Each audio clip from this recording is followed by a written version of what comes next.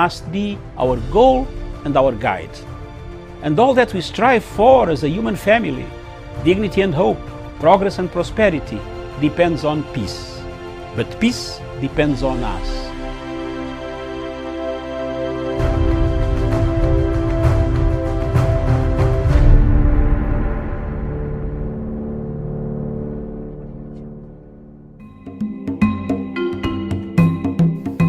Viewers, good morning. This morning I want to address the issue of Uhuru Kenyatta's legacy. The legacy of His Excellency President Uhuru Kenyatta of Kenya keeps on moving, keeps on going forward and forward. Since the handshake in 2018 that brought about the peace, the tranquility, the unity of purpose, President Uhuru's star has been rising. All over Africa, people are thinking of using the model that Kenya used to stop any form of violence, chaos on the streets after elections. As you know, all of you are aware that elections in Africa produce two things: after or before or after the voting.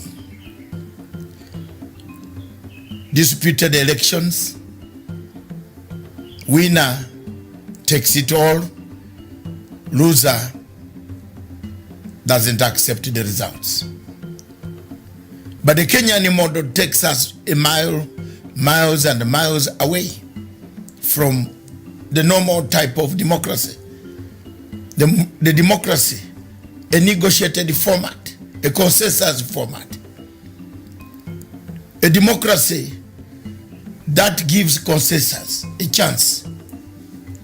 A democracy that talks about the future of a country, the unity of a country, as opposed to a fragmented country, polarized country, where most African countries find themselves in.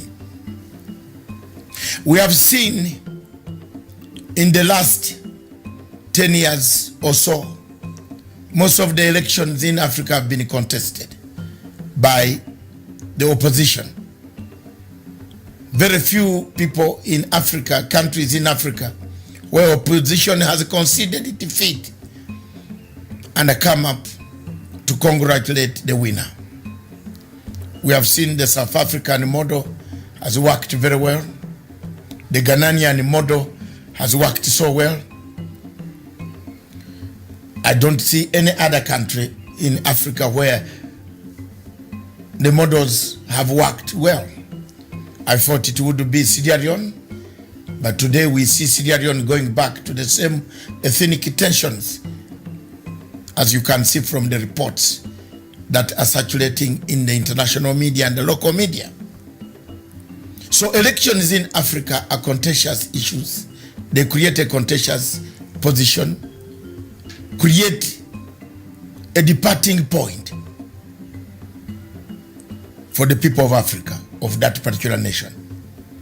The legacy of Uhuru Kenyatta, therefore, will be remembered for having brought the tranquility that we have today, the peace, the new format, the new tool of having a better organized civil Africa, an Africa without violence, an Africa without chaos after elections, when the opposition accepts to work for the interests of a nation, not personal interests.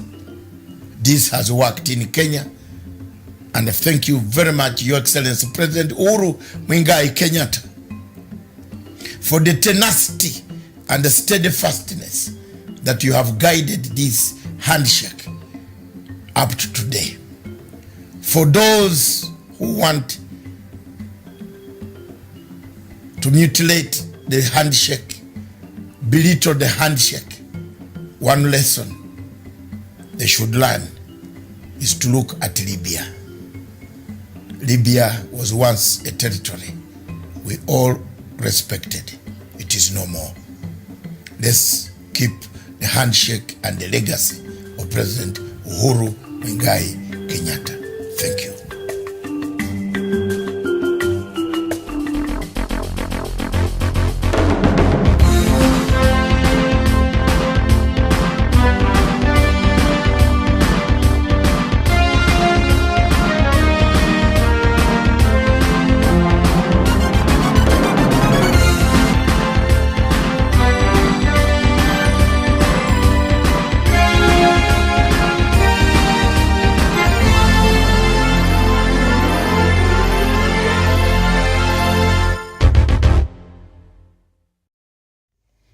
A very good morning to you, and indeed a happy new year 2021, our first show for the year. My name is Miriam Ogutu, and I trust that you had a wonderful festive season. You were able to rest. For those of us who work throughout the year, I was able to get a very good rest. So I hope you did, and I hope you had a wonderful time. And so you are ready to, get into the new year and start up chasing after your dreams and just seeing if you're able to accomplish a few. Last year, COVID-19 really brought a lot of confusion and, messed up a lot of people's lives. And so we are hoping that this 2021 will come with good tidings. Thank you so much. We are coming to you all the way from Kenya's capital here in Nairobi. And of course, the television station is Punchline Africa TV. And we are glad that you could find time to be with us today. Before we left for our break, some times back last year, of course, we left when Kenya was having that, meeting at the IGAD in regards to the tiff between Kenya and Somalia. And we have some good news to report. They were able to reach a diplomatic agreement, and so Somalia, remember, had cut ties with Kenya diplomatically, but now I think that has been restored, and they're working towards normalizing the relationship between these two countries. And we've said here time and time again that it is for our own best interest, and even Somalia, for us to have a good relationship, because we're neighbors and we're not going anywhere. We're here since time immemorial and years to come. We are neighbors, and that can never change. So a good diplomatic relationship between these two countries is very essential, and also it will help in regards to fighting terrorism that we know has really plagued Somalia and had really come in and started affecting us here in Kenya. And so a good relationship is very important, and so we are happy to see the progress that was made there after that IGAD meeting in Djibouti. All right, very well. So before I get into bringing us up to date with the latest in terms of COVID-19, I'm joined on the panel this morning by Douglas Kirimi, all the way from Meru County. Douglas, a very good morning to you and a happy new year. Good morning, Miriam, and good morning to our crew at our headquarters in Nairobi. Good morning to my friend Javan Karanja, and happy new year to all our friends across the world and those that will be joining us this morning.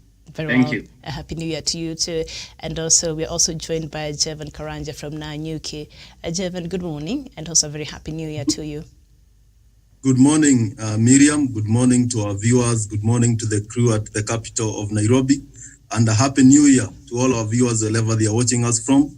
Here in Nanyuki, we celebrated the year. It is a good year, and we hope the challenges and some of the dreams that we didn't achieve in the year 2020 will be paid double in this year 2021. And that is our hope, and we remain optimistic. And a good morning to our viewers across the world. Welcome back to the show. It's a new year, new vibes, new energy, and they are positive minds all around. Thank you. All right, very well, and indeed a very happy new year to our viewers this morning. I see a lot of you, Yutiamba, you're saying you're joining us from Tokyo, and Max Manyika, very happy new year. Richard Roticha, a very happy new year, and Kageni Kirai, the happy new year.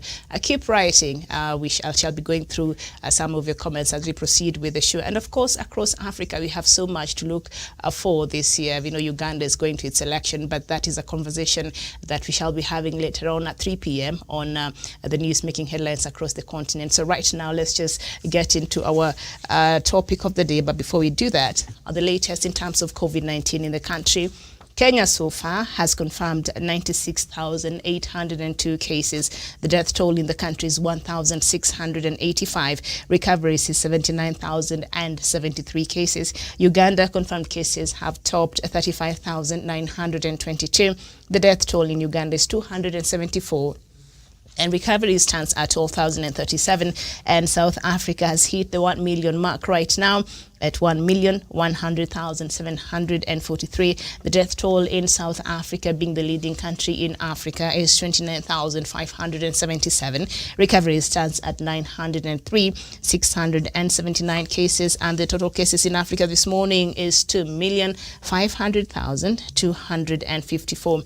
Number of deaths in Africa is 90,010. Recoveries in Africa is 2,525,001. And of course, the global statistics have surpassed 85 million, and the global deaths have surpassed 1.8 million, and the global recoveries have surpassed 60.4 million. Sometimes it's very staggering there. You have to stop and think, these are just not statistics. We're not just counting some stuff. These are people, that have been affected. These are people that have died. These are people that have recovered. And so it's quite something there. And so we continue to urge everyone watching us, Kenyans, the rest of Africa.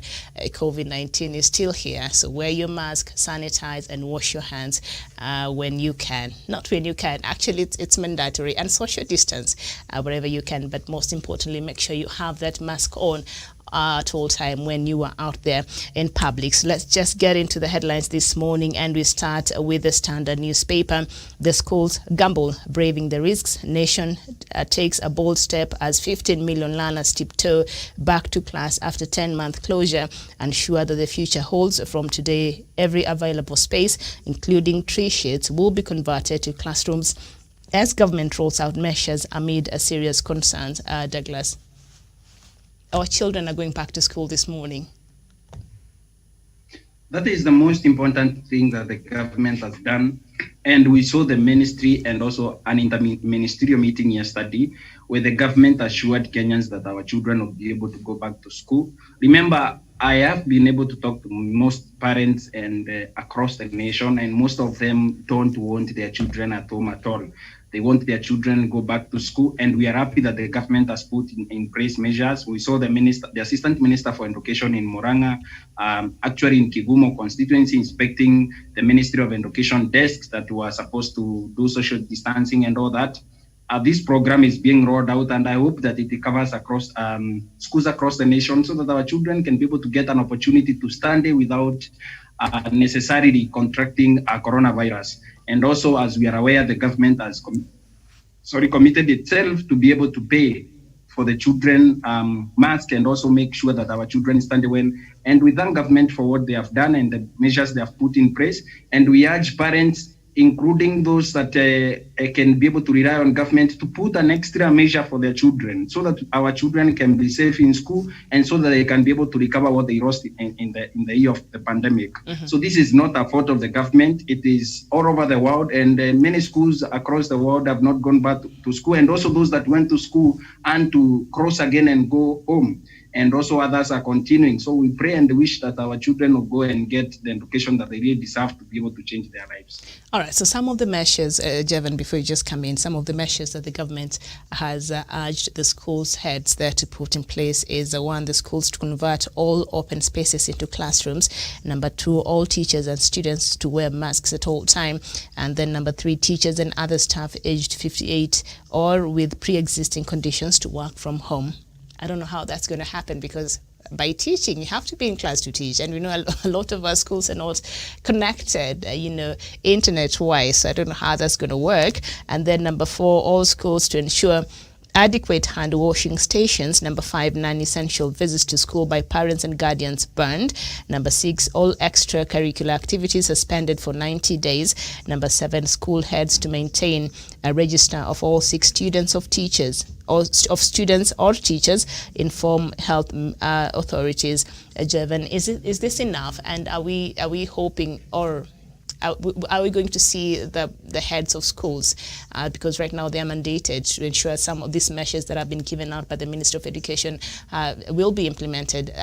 Do you think they will do that? And is this enough to ensure that our children are safe in our schools? Yeah, thank you. And let me say this, that I feel this is the right timing to reopen the school because the numbers have been decreasing and they are on the downward trajectory. Therefore, I feel like when the student will resume back to classes as from today, the numbers are not quite, and we are quite optimistic that the pandemic is coming to, is not spreading like it used to be. And I feel like with the development that are happening around the world, before even if we get to interact, maybe by the time we get to March or April or May, we'll be having those vaccines if God helps us to get there. And number two thing, Miriam, some of these measures will contain and make sure that the spread of this disease is not big. Because, Miriam, we have bars opened, the church were opened, and Miriam, we have seen, even if the political gathering were banned, we have been seeing politicians going around breaking all those protocols. And when you go even to public places, a number of big people have not, a large number has not been wearing their mask, nor washing their hands. Therefore, Miriam, this shows that when we come together, it is not the schools where we can contract this disease. We have been having students who are supposed to resume back to school who contracted this disease when they were at home. Therefore, no place is safe. The point is to maintain and to observe the government protocols, because you have seen it happening in the churches where they are able to wash your hands and sanitize. Therefore, I feel it can also happen to our schools, because most of our schools, they have water, and most of our schools, they have enough space, because these are public stations. Unlike private schools, most public schools, they have enough space and are spacious. Therefore, students can study even outside the classroom. They can have tents and so on. Therefore, it's something that is achievable. And I feel the government has made the necessary measures to ensure that the students are safe. And even mask, Miriam, this is something that we are used to be. We have seen students wearing masks without the government intervention. I also urge the parents to continue providing their kids, their children with the mask as they go to school. Therefore, I feel it's a good gesture, and I will keep seeing what will be happening. And if Corona happens to come to our schools, we'll close the schools, because our lives matters a lot, and the lives of our students matters. Therefore, with the government, we'll keep on an eye on what is happening, and they will bring more interventions as time goes on. Thank you.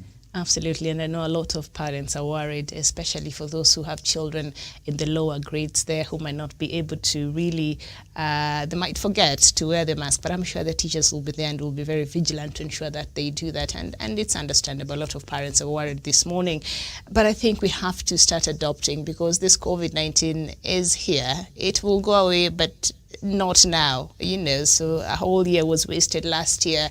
And so I think it's about time, and in case anything or the numbers spike, I'm sure the government will do the right thing. But right now, I think it is the right move. Let our children go back to school, and let's see how that, because even at home, I see them playing sometimes. You'll see the children playing, and they do not even have masks, and the parents, they really don't worry too much. But apparently at school now, it's a different ball game. But I understand, the anxiety that a lot of parents are having this morning, having the children go back. But we just trust that everything will be okay, and the people who are responsible to ensure that these children are safe will be vigilant and will be watching out to ensure these measures that have been put in place are okay. So I was watching some news piece, of course they've been running through the local, media houses there about the schools, especially in places like, is it Turkana and Pokot? I don't know if you're able to watch where some schools are not ready, the classrooms are not there. I don't know, some of them, the roofs were destroyed by heavy winds and all of that. I don't know if you're able to watch, that a news item there. So when I watch, things like this, I'm thinking to myself, this is why we have devolution. Why do we still have schools? Places where they're not classrooms. The students are still, learning under the trees. The classrooms are in very bad condition, because this is not because of COVID-19. This is something that, has been there. And that is why I think it was necessary for us to have devolution, so that when we take the leadership down there to the grassroots, because that is what devolution is supposed to do, to ensure that services are able to trickle down and Mwananchi was able to access those services near them, as opposed to when we had the national, of course we still have the national government, but things like this is why it was thought important for us to have devolution. Why do we still have schools in Pokot, in Turkana, where we don't have classrooms? I don't think this is a national government problem. We have CDF money. We have other monies that are allocated to extra money that are allocated to such areas in this country.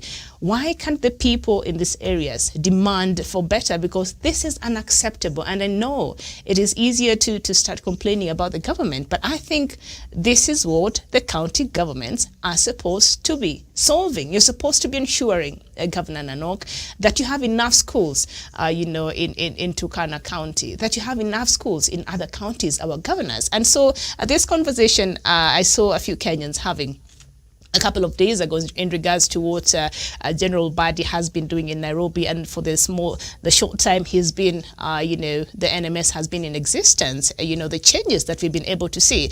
And so I was seeing a conversation somewhere, social media, Kenyans saying, you know what, maybe you don't even need the governors. Maybe you don't even need, a politician to be the head of a county.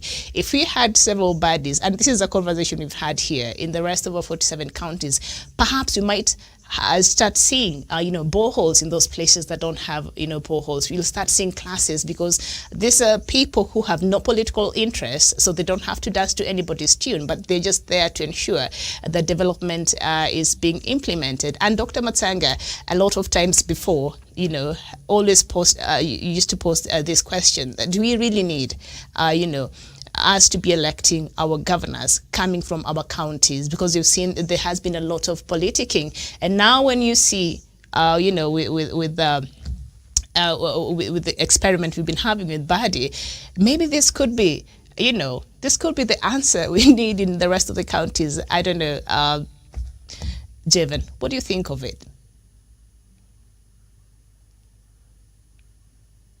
Douglas. Miriam, I have a huge problem with people like Josphat Nanok of Turkana County. Turkana is one of the marginalized counties, and they receive a lot of funds from the World Bank and other organizations. They have pitched a tent there. But what Governor Nanok has been able to do in Turkana, he has been able to hit over 60 billion from devolution, and there is nothing tangible that he has been able to do for the people of Turkana. What we need in Turkana and other areas where we have no schools is this. The Ministry of Education actually took over the management of schools. They send money every year. CDF sends money every year.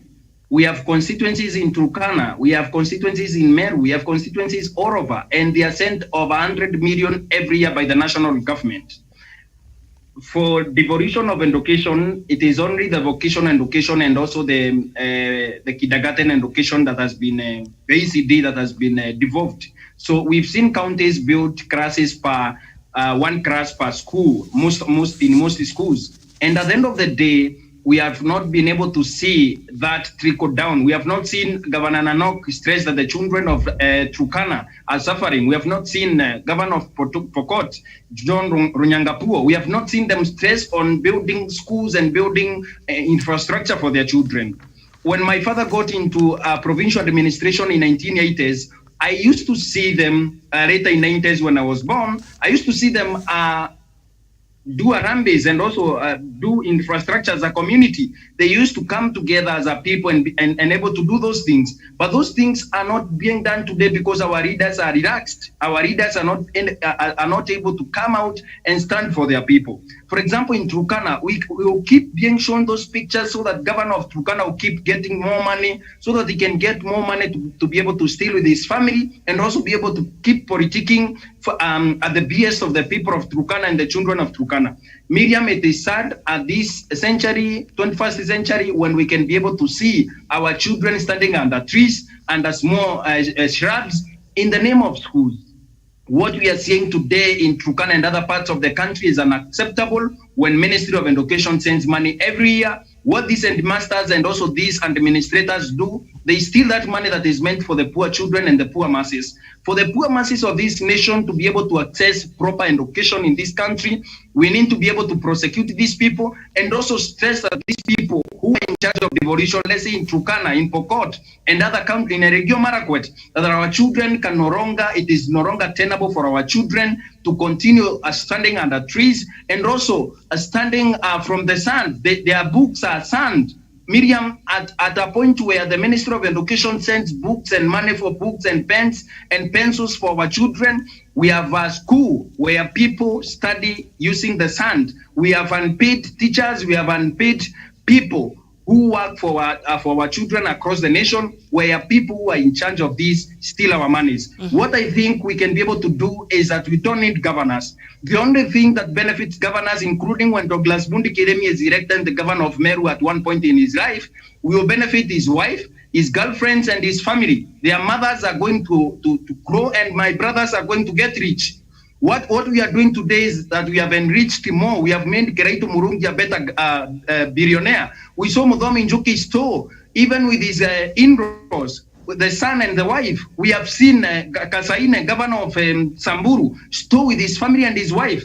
There is nothing. We saw Governor Sonko stealing money and spending of 850 million on his daughter in New York. They were using chartered choppers in New York. Miriam, at this point, we cannot be able to continue this way. Kenyans need to have a conversation, including if it is militarization of this country. If we can be able to militarize this country and get the people of Turkana services that they need. They don't need a billionaire, Governor Nanok, who is going out of office in 2 years' time. They don't. We in Meru, we don't need a Kereito Murungi who has become a better billionaire. In Tharaka Nithi, where the governor saw an incinerator that cost 4 million and inflated that cost to about 34 million. Miriam, we don't need these people who have become better billionaires and better millionaires using devolution. Devolution was meant to better the lives of people. And Miriam, I have told you, in Nairobi today, go and do a private survey. Nairobians don't care whether it is Buddy who has brought the right in Nairobi City County. What they don't want to hear is that the NMS is going away. Miriam, when Governor Sonko was impeached, and I was very candid, it's like I knew I was a political prophet. So when I said Governor Sonko is going home, the people of Nairobi are not concerned about the going of the governor. They're asking, is NMS continuing? Is the tenure of NMS secured under the law? Because the people of Nairobi want that the 24 level 4 hospitals that are being built by NMS, they want the roads, they want street lights, they want electricity, they want water, Miriam. Absolutely. They want education for their children. And Miriam, in this country, if we can be able to vote and ask if we need a militarization of this country, we can put military people in charge. Miriam, we don't need a Tharaka Nithi where the governor has become a better billionaire with the wife and their in-laws, and the people of Tharaka Nithi are suffering. Miriam, there is a place in Tharaka Nithi where we have a place called Kadangachini. People are suffering. The governor has become a better billionaire, lives in Nairobi, opulent lives, using our taxpayers' money. Miriam, we don't need better billionaires, we need better services for our people. And it is very sad at this point when the people of Kenya are suffering, our children are suffering, are supposed to go to school, and our people are becoming better billionaires. Kenyans don't want that. We have seen how they have rushed Sonko from Nairobi. They are not demonstrating, asking for Sonko to return to Nairobi. They are asking for a better man at City Hall, and actually they are asking for people of Nairobi to suspend the election and get Buddy as the end of Nairobi City County. All right, very well. And of course, Nairobi, we are meant to be going to another election to elect our new governor sometimes next month. And I don't know whether I was disgusted or how I felt about when I saw, former Kiambu governor, flaunting his name and he wanted to run for Nairobi. That really, Javen. Yeah, thank you. Thank you, Miriam. And you have made a very good profile of what the devolution should do and how it should benefit the people of this country. And Miriam, let's agree that we have a problem as a country when it comes to voting. And that is why we end up having leaders who are not culpable, irresponsible people, corrupt individuals at the helm of positions. And I feel, Miriam, we need to have a devolution that is well structured out so that we know the functions that the county government is supposed to do and that those functions that are supposed to be done by the national government. That is why we have this overlapping of duties, and that is why we find it now difficult to blame.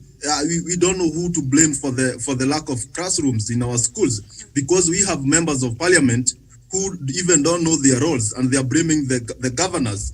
We have governors who are blaming the national government.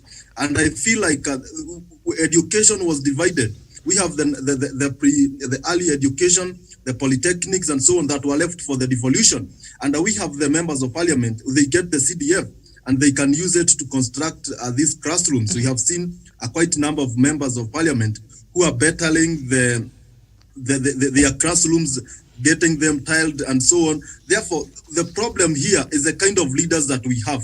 It's not about the money or so on, but the leadership that we put into this position. That is what affects our country.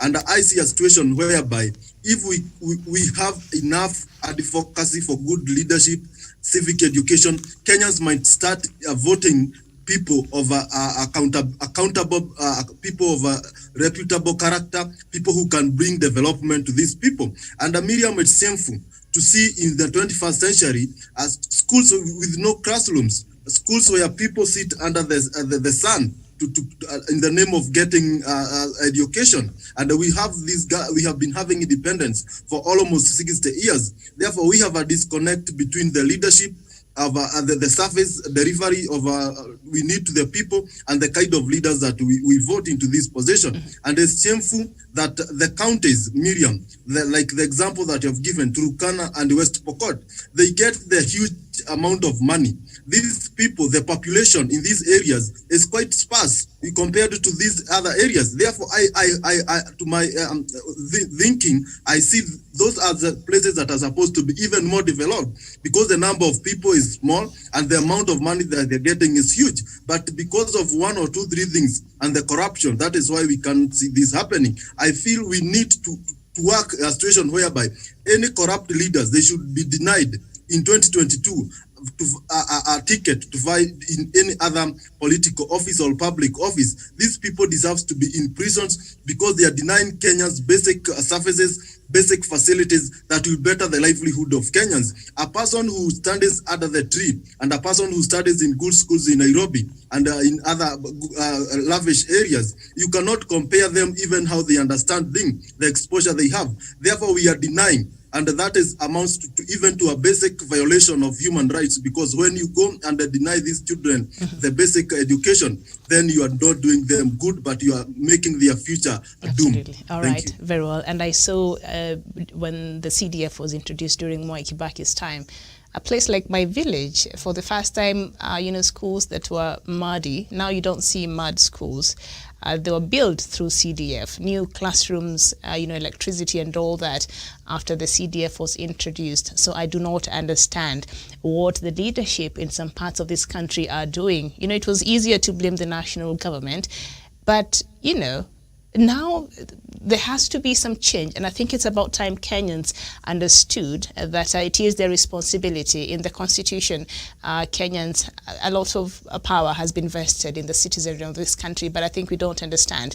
And we have a responsibility to demand for these services. We have a responsibility to call on our governors, to call on our members of parliament, to call on our MCAs and ask, okay, so these are our priorities. What are you doing about it? Why do we not have boreholes in schools? Why do we not have electricity connectivity in our schools? But I think a lot of schools through the last mile, a lot of schools were able to be connected to electricity. I think a majority of schools in Kenya, but there's still others which have not been able to do that. It is about time we started holding our leadership accountable, starting from the grassroots, because there are things that are supposed to be done from that level, and then we see how that works out up there. And these are conversations we need to start having. And I think that thing of the new constitution, that conversation is tired. We are way past, what now, 10 years over now. after the promulgation of the new constitution. So this constitution should be working for us right now.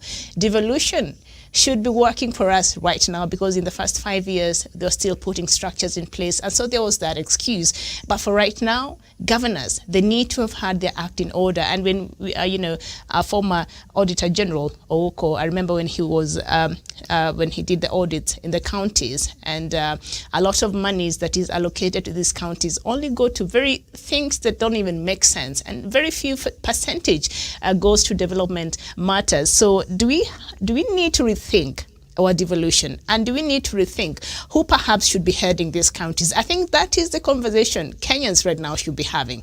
Judging from what we've been seeing happening here in Nairobi, Kirimi there said perhaps we need to militarize our counties. I'm not sure how Kenyans will receive that. But judging from what we've been seeing happening here in Nairobi, do we need perhaps a person who will head the county, who has no stakes in that county, whose agenda, they're not political? Especially this politics is what is messing up our development agenda in this country. So do we need a person who is not politically affiliated, whose agenda is just to ensure that they're able to deliver services to the people of Kenya, because we are tired of the politics? So what conversation should we be having around a devolution right now, Douglas?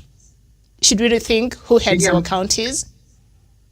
The conversation that we are supposed to be having across our counties is that devolution was meant to bring resources to the people. Devolution was not meant to make people, people more governors and also make their girlfriends and their wives more and more. I know my language is a bit rude, but that is the truth of the matter, Miriam. We've seen governors who have made their wives and girlfriends billionaires and millionaires, and also their relatives, Miriam. When the governor of Meru steals devolution cash or resources, the people of Meru in Kiagu Ward, where I come from, the people of Bori, the people of Igembe, and the people of Tigania don't benefit. It is his family that benefits. When the people of Pokot, their resources are stolen by John Runyangapu and his wife, the people of Pokot don't benefit. When the people of Baringol, their monies and resources are stolen, it is not the people of Baringo that benefit, it is Governor Kiptanui and his family. And remember, in Nandi, where we have one of the youngest governors, when the governor steals, it is his wife and children that benefit, it's not the people of Nandi. We need a conversation that revolves around service delivery. We need a conversation that makes it easier for us as a people to receive services from our elected leaders. And if we need to scrap the condition that our governors need to be politicians, we can be able to do that as a people. Remember, Miriam, I've told you, for over 10 years now, we have had governors in counties and we have not benefited as a people. Remember, Miriam, I have seen in Mount Kenya region where we have clean water coming from the mountain, and governors are also letting their people be embarrassed with the boil water, which is very salty. And these are governors who are sitting on billions of money. Remember, water is devolved, is a devolved function. Water is devolved under county government. But these governors are embarrassing their people. What they are doing, they are employing more and more and more, raising the wage bill of their counties, making it difficult for their people to receive more services. And remember, when you employ your cronies who campaigned for you, it is not the people that benefit, it is your people, it is your cronies that benefit. Miriam, if at this point, I think Kenyans don't care as far as the issue of governors is concerned, or politicians leading their counties. Remember what we have seen, the transformation that we have seen in Nairobi. Until the investigations were done, we thought Sonko is a billionaire that came to save Nairobi. He actually formed a Sonko rescue team that was coming to rescue Nairobi from Kidero. But it had to take the County Assembly of Nairobi to rescue the people of Nairobi from the stealing and also thieving Governor Mike Sonko. So the son of Kivangulu was stealing from right, left, center in the name of rescuing the people of Nairobi. We have seen a governor who was flying his daughter from New York to Philadelphia in the USA, whereas the people of Nairobi are suffering in the slums. The traffic was unmanageable in Nairobi. Miriam, we have seen when NMS came in Nairobi, they have been able to build parks. They have been able to build roads. They have been able to build hospitals, and they have been able to transform the lives of Nairobi. Whereas Governor Mike Sonko was stealing money, sharing with a few people, and also sharing with his family. The people of Nairobi were suffering. At this point, I know most people in Nairobi who have not met Badi, they don't wish to meet him. They want to meet development face to face.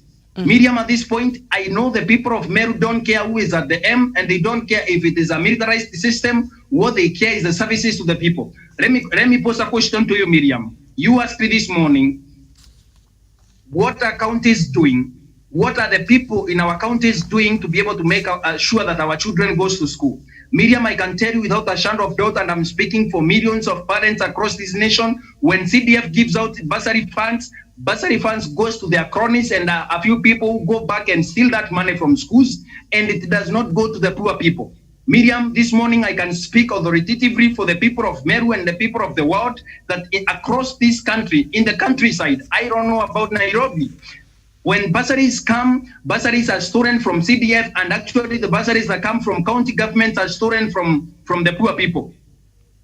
Poor people in this nation cannot be able to access services, including the risk of bursaries. They cannot be able to educate their children because corruption and cronyism has been able to take over our counties.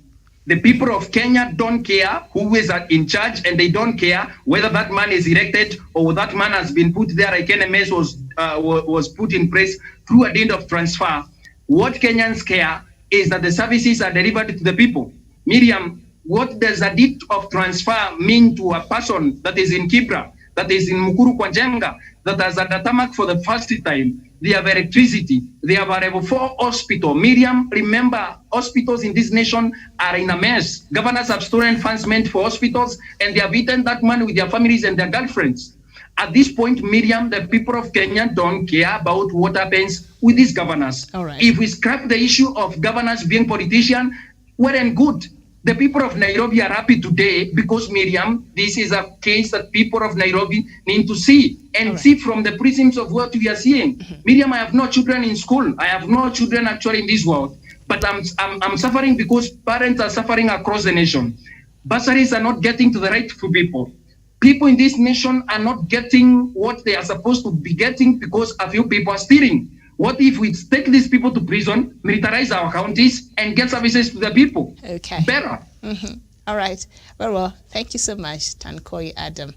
A very good morning to you. And that conversation around BBI and that letter by Kenyatta to President Kenyatta, we shall look at it at around 11 a.m. when we shall be looking at matters BBI and unity of the country, which I think is very important. So at Tankoi, yes, I've read it, and we shall have that conversation here at 11 a.m. So thank you so much for watching. So we know President Uhuru Kenyatta is slowly coming to at the end of his term, less than 2 years now. He has this year, at least this is the year he has a complete year, and then sometimes next year to ensure that he delivers. And we know President Kenyatta or the Jubilee government, of course, had their big four agenda that they thought should this be accomplished, at least over half of that, then President Kenyatta will leave a very transformed Kenya. And just during that resting period, I was able to walk through the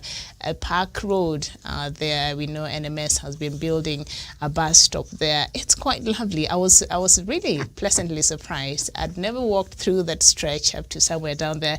It was very nice. It's very lovely, the things that NMS has been able to do. And I was also able to take a walk at, Maktaba Kuu, the National Library there at, what do you call it, a community. And that's very, very amazing. I was quite impressed there. So a couple of things that I was able to see. And of course, those houses at Park Road are ready and will be, I think President Uhuru Kenyatta will be handing them over soon because they are complete and they look very amazing.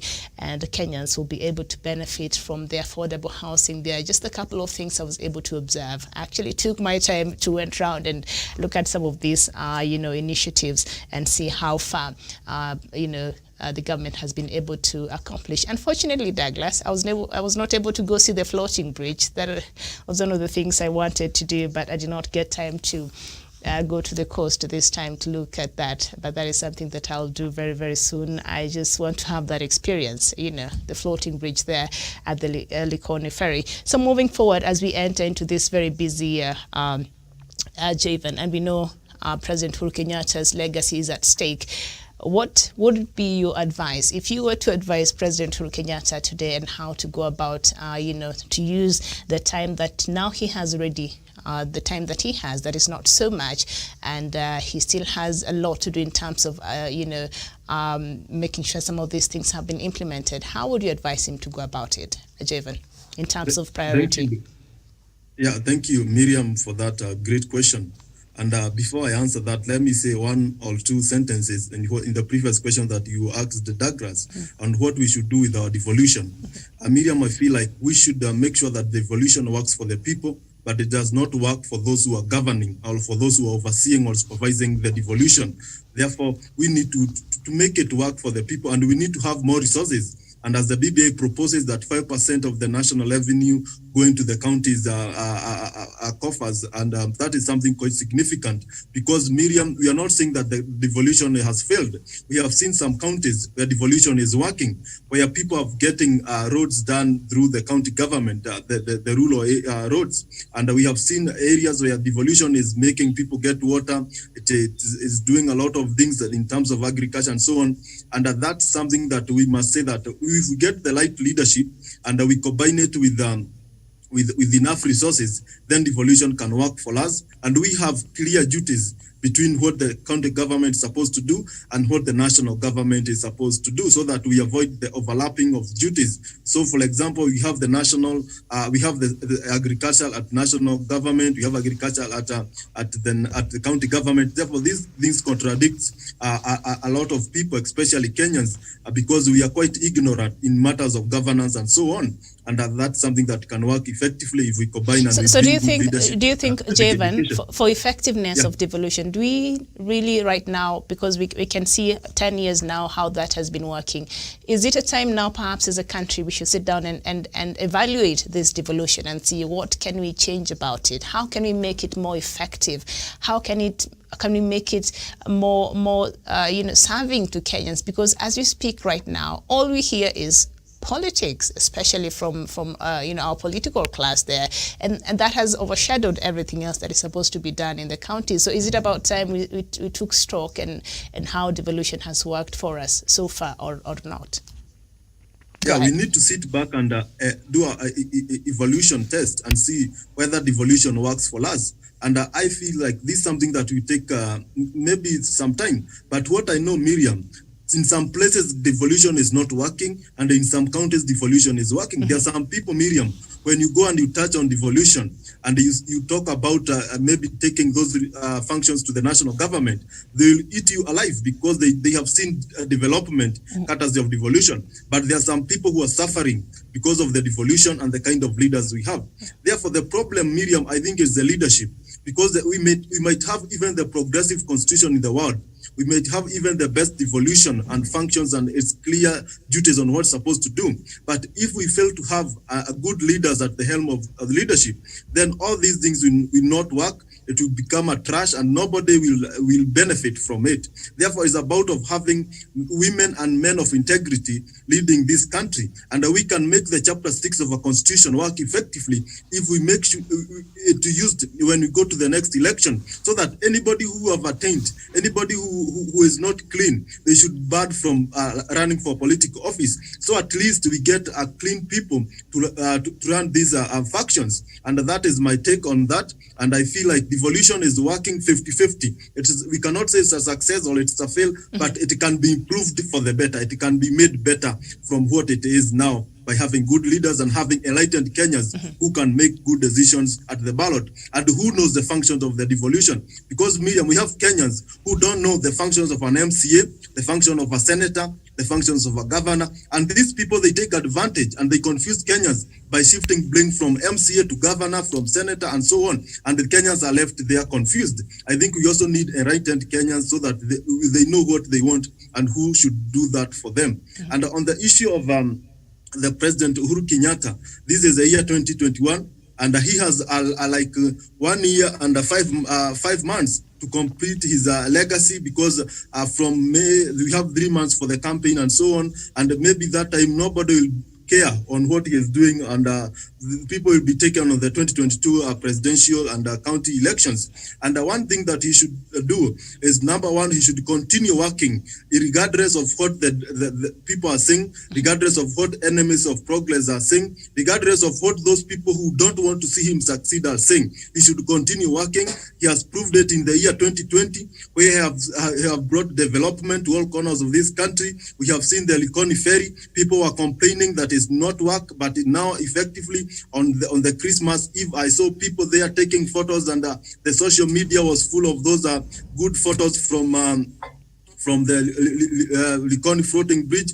Therefore, President should not listen to the voice of the distractors, but he should concentrate on his work. Number two, he should make sure that all the promises that he promised that can be achieved in this year and the remaining few months are finished and are completed in time, so that Kenyans will benefit. And he should continue also in his work of uniting this country through the BBI reforms. Whether Uhuru Kenyatta says what, he should continue uniting this country. People might not see, Miriam, we might not see what is happening, what the president is doing in terms of uniting this country now, but in future, Kenyans will say, we wish we listen to what President Uhuru Kenyatta is doing, because, Miriam, President Kenyatta has a track record of a peace-loving Kenyan, and I feel like in this process of BBI, he want to extend that by uniting all this country and bringing to an end the do-or-die elections that we have that are chaotic, that bring violence to this country. That I feel to me is something that he should continue working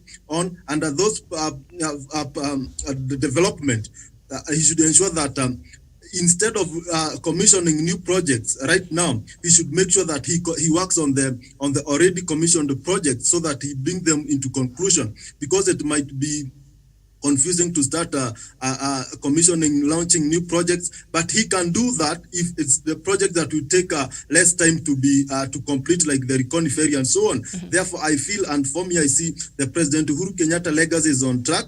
He is working on it, and as we move to year 2022, a lot will be achieved, and Kenyans will have a reason to celebrate, and that is what will judge him. People will not be judged by what he is saying, but what he will have achieved. And that is our take. Let the president continue working for the people of Kenya. His legacy is speaking for itself.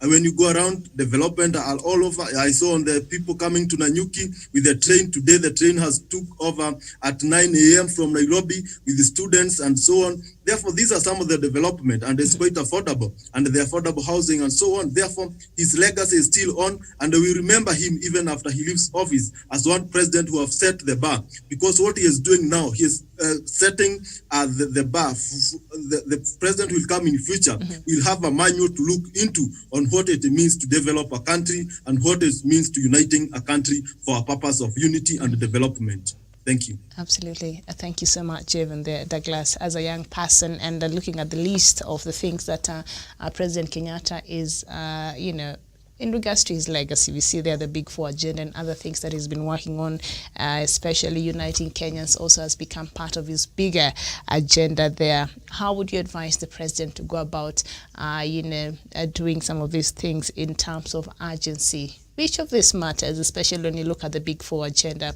which one requires his urgent attention and perhaps his urgent, address? And how would you advise him to go about leaving his legacy?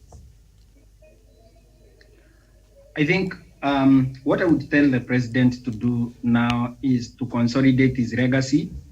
And the only way to consolidate his legacy is to call for a meeting with the Deputy President, William Ruto, and ask to release him formally in front of Kenyans, because when they came together in front of Kenyans. We need to release the Deputy President to go and campaign with his new party. He has formed a new party, that is the Wheelbarrow Party, and we need to release the Deputy President because his ambition is bigger than Kenya. And we have seen the president, who is a selfless man, has continued dropping development after the other. We need to release the Deputy President to go and campaign for 2022. And the president has no problem with that, and we have never had president say that he has a problem with deputy president campaigning. So we need to release the deputy president of the Republic of Kenya, and at least even if it's for 2 months, get a Kenyan who has the country at heart and who has no presidential ambition in 2022, because President Uhuru Kenyatta does not want to become president in 2022. We need to consolidate the legacy of President Uhuru Kenyatta by first consolidating his own executive. And the many ministers who want to also join Deputy President in his 2022 forays, they can join him. Another thing I think the president can be able to do is consolidate his legacy. I've heard Javan say that the president should not commission new projects. Javan, I want to remind you that when government, and especially the president himself, launches new projects, the money that was meant for that project, there is no miracle the president can do to be able to speed up that project when the contractor says it has to take 3 months. And the president is also advised another project is going to take 2 months. And remember, president has about 15 months to go. So when the president has a new project like the Recon floating bridge that Miriam is very fond of, and I'm very fond of, and millions of Kenyans are very fond of, that project was took a record time. The people of Mombasa, actually the PS was there the other day. During the day, they can walk and do all manner of things. This is January. I must be in Mombasa. I have to go there and I have to see what the president has been able to do within a very short time. Mm-hmm. There are many projects the president has been able to commission, like the touring of the Thika Road from Keno to Marua Junction. That one cannot stop.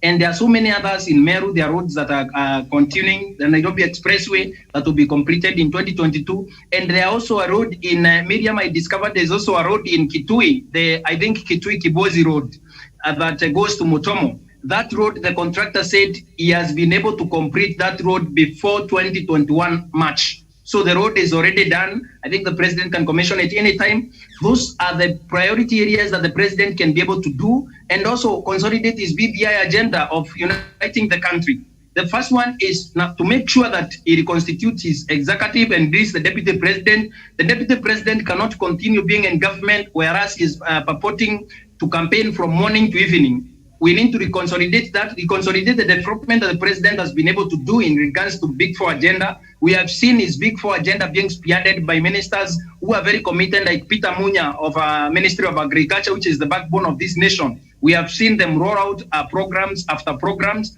We've seen the Minister for Roads, Macharia, do all it takes to make sure that Kenyans have roads. We've seen a road in Kenya that has been a thorn in the flesh, has been able to be marked for tarmacking. Actually, the tarmacking is ongoing, and so many others. We need to be able to do that, and also make sure the president delivers the Big Four.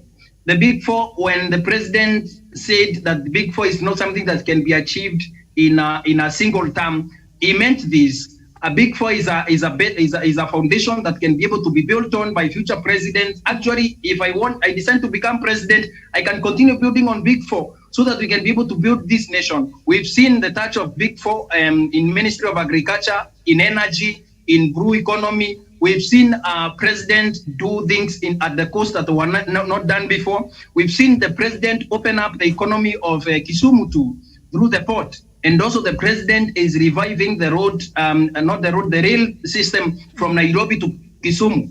So Miriam, actually now, people from Central, we are enjoying the 200 shillings to Nanyuki. I believe people will be traveling from Nairobi to Kisumu will be enjoying less than 500 fare, whereas people in Kisumu today are paying 3,000 to come back to Nairobi when the train reaches Kisumu. The only president when the rail system failed, President Moi Kibaki failed to bring the rail to Kisumu. 1 meter gauge railway system is going to Kisumu, and we are very happy for what president is bringing. And the road system actually in Western Kenya, in Coast Province, we saw the other day the government spokesman Colonel Cyrus Oguna said there are over 400 projects in Coast Province that have been able to be brought by President Uhuru Kenyatta. So there is no reader, including the governor now. The governor is in place of the president. He says there is no one can stand in Coast Province and insult the president today because the projects are ongoing. Mm-hmm. In Central Kenya today, we have the Mau Road, the Mau Summit Road. There are so many roads and development that are happening. In Northern Kenya, we have seen there are so many roads that we have seen. Kenyans now have turned the Isiolo Moyale, I think Marsabit Road into a tourist attraction. They are going for road trips there. And we thank for the president for implementing that. One thing, my take on president and what he has to do for the remaining time of his term is that he needs to consolidate his political grip on this nation. One, send his deputy packing so that he can continue becoming on with his dream of becoming president, and also be able to consolidate government, to be able to consolidate against two Kenyans.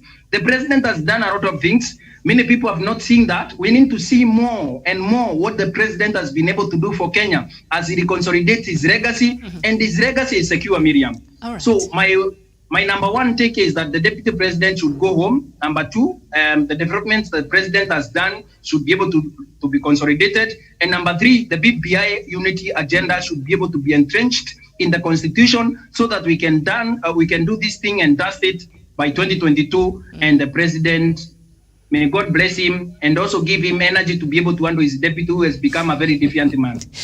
All right, very well. Thank you so much, Douglas. And you just had to remind us about the wheelbarrow party. I don't know. A lot of Kenyans found it very amusing, Javan. Why do you think that is? Miriam, the funny thing with that party, the people who are coming up with that party, I see the chairman is Johnson Muthama, Hassan Omar. These people, Miriam, they are people of tainted character. And the kind of things that they can bring to the deputy president is misfortunes and something that are unforeseen calamities. And Miriam, the symbol of this party is a wheelbarrow, Miriam. When the country and the world is moving to a digital world, when you're moving to a revolution of inventions and inventing new things, you have seen even the young people during the pandemic of COVID-19 inventing these machines that are used in the hospitals and the ICU beds. Our deputy president and his cronies are bringing a party which manifesto and agenda is a wheelbarrow, Miriam. And Miriam, I have said this, when we are growing up, we had wheelbarrows in our homestead. And I know majority of Kenyans, when we were growing up, even those who grew up even before us, wheelbarrow was a tool that was there. It's just like a djembe or a panga. That is something that you must get in these homesteads. And the Miriam people are still ravaging in poverty with all these wheelbarrows for these many years. Therefore, there's no way a wheelbarrow will change the economic of a country. There's no way a wheelbarrow will create jobs to millions of Kenyans, but good mind and manifesto.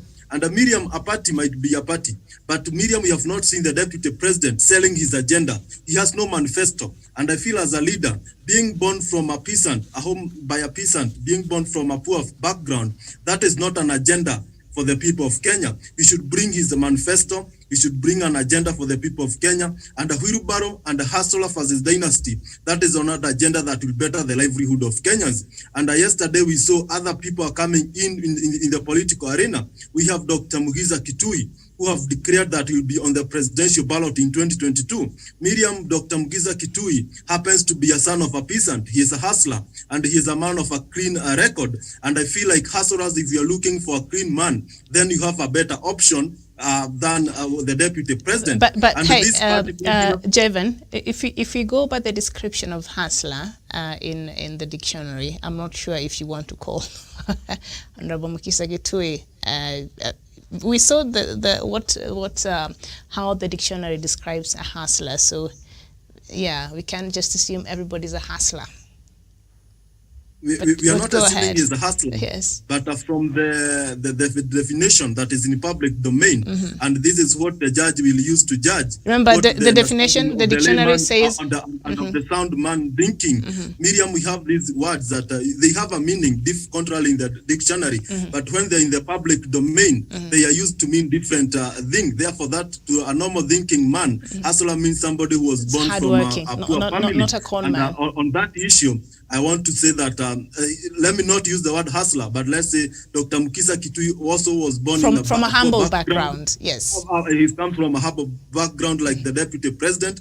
And those people who support the deputy president for mere fact that he is a man of a poor, he is a son of a poor man, now they have a better option. They have a comparison. They have something they can choose between a clean and unclean son of a peasant. And Miriam, number two thing, the party have been nicknamed Udaku, because when you add UDA and you add KU, and the people in the social media, they are calling it Udaku Party and the Wheelbarrow Party. And they have a slogan called Kazi ni Kazi.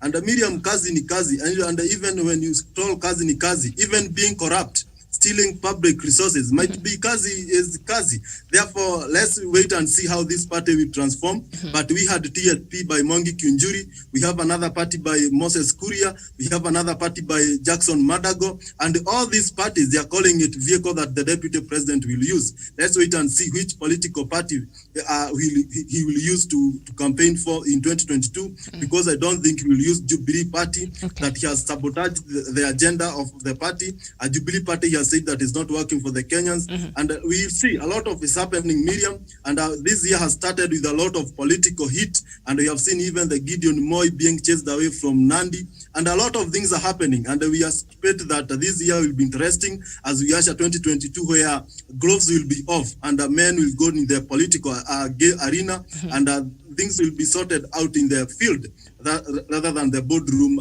meeting that people are pretending to have right now. All right, very well. The Service Party, the one with the heart emoji. Yeah, they did not get a very creative person to make them a good logo. But as we conclude, yes, Douglas. One thing I think that the Deputy President of the Republic of Kenya is doing is testing the patience of Kenyans. Miriam, we have seen people like Gideon Moi, who have party, the founding party of this nation, the KANU party. We have seen people who have parties in this nation and they are not disturbing people. People like Gideon Moi are saying, let's support the president. After the president is done, we can be able to campaign. What is the urgency that the Deputy President and his people have? This impatience and insecurity is very bad for the economy of this nation and also for our own political economy. Remember, Miriam, as a nation, we cannot continue having a deputy president who has ambitions. Miriam, honestly, I struggle when I want to go to JKIA. I struggle when I want to access Mombasa Road. So when the Nairobi Expressway is done, the congestion that we see on Nairobi Mombasa Road is going to be decongested. And that is my going concern. My concern is not whose party and who is going to become president in 2022. That is not the conversation in Meru. That is not the conversation in Laikipia. That is not the conversation across the nation. Why the urgency of forming parties where you're in government? What we are saying is go out there, form your own party. Even Abdu Badida has his own alliance party. I don't know what party. People have their own party. Ekuru Akwota and his own party that was thrown out the other day. People should form their parties and get out of government because government is committed in delivering services. Like I told you, Miriam, a common man does not care who is forming which party or what, because that is the interest of politicians. What we need today in this country in the next 15 months, we don't need politicians, Miriam. We need people that can deliver services like the president is doing. People who are not assisting the president are free to go and form their own parties and go out there and campaign. Modama is not in government. William Ruto should join Modama and the Rex so that they can be able, and those people that are on Jubilee ticket and they want to run on the party that, I don't want to call it what Javan has called it, the UDA party. That party, people should join that party, resign from GAP so that we can have as many by-elections as we can in March so that we can be able to move this country forward, Miriam. And Miriam, there is no way you can keep sabotaging President Uhuru Kenyatta and expect that in 2022, Kenyans are going to vote for you, and so that you have a very safe tenor and a regime that has no politics and no what. You will reap what you sow. Deputy President William Ruto, you reap what you sow. When you're in opposition, we shall be disturbing you. When you continue being in opposition, we shall disturb you because you are disturbing President Uhuru Kenyatta. President Uhuru Kenyatta does not deserve what Deputy President William Ruto is doing with his many parties. Actually, Deputy President William Ruto is confusing Kenyans. 1 minute he is forming People's Party. The next minute he is forming Wilbaru Party. The next minute he is forming Cameo's Party. Miriam, at this point, as we conclude, we cannot continue having a defiant Deputy President that is not concerned with the development agenda. He is only concerned about becoming president.